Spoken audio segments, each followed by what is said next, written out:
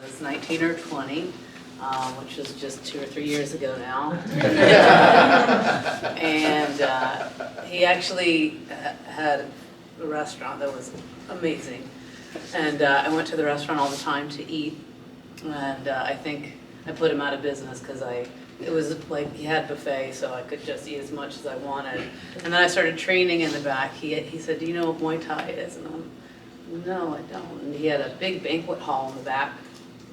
And he would have weddings back there. And on the dance floor area, he hung a heavy bag. And he would go and work out a little bit. And he said, "Come on, let me show you a few things." And so I went back and I started learning,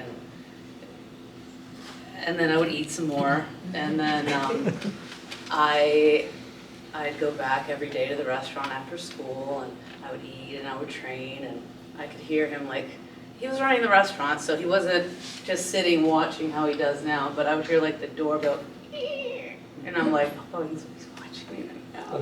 And then close, and he would just make sure I was practicing what he asked me to practice. And I took it very seriously. And, you know, he had started taking me on to fight, and I had a great career because I had a great teacher. I went all the way to Thailand and fought on the U.S. team because one of the best gifts in my entire life is meeting Master Lek and having the teachings that had brought into my life. He came at a very pivotal time for me. So he served as a father figure. He was so loving and so nurturing.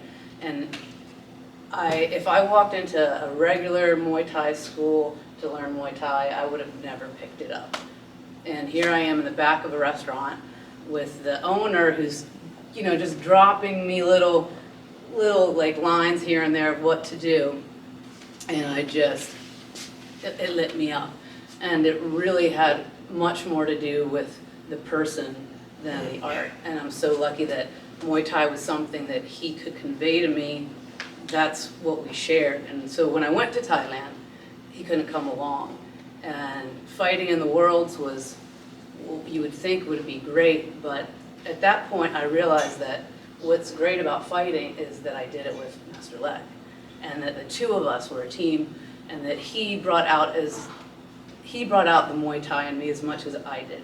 So it was like this special art form that I'm developing, but when he touches it in, it just illuminates me. And so I can never, ever repay him for all of that. I have tried to pass it on to my students as much as I can, to my niece. And she knows how special it is to me. We've had several conversations about how sacred and personal Muay Thai is to me, because it was given to me little by little in a very special way from a very special person. And he has shown me what it is to respect and to hold yourself up without being cocky and without being conceited, but have a quiet confidence and to just let it speak in the ring. And words don't exist aside from what happens in the ring and how you carry yourself. And so I still try to,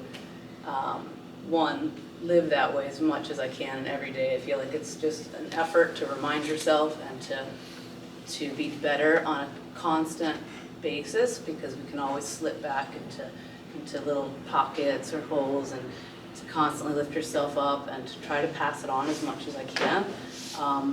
But I still consider every day that I get to see Master Lek, that I get to talk to Master Lek, that I get to come in and especially work out with him is a great day for me. When I think of what a great day is, it's being here and seeing him and training with him. He's a one of a kind, and just like I said, one of the greatest gifts that I feel that God has given to me in my life. So, thank you.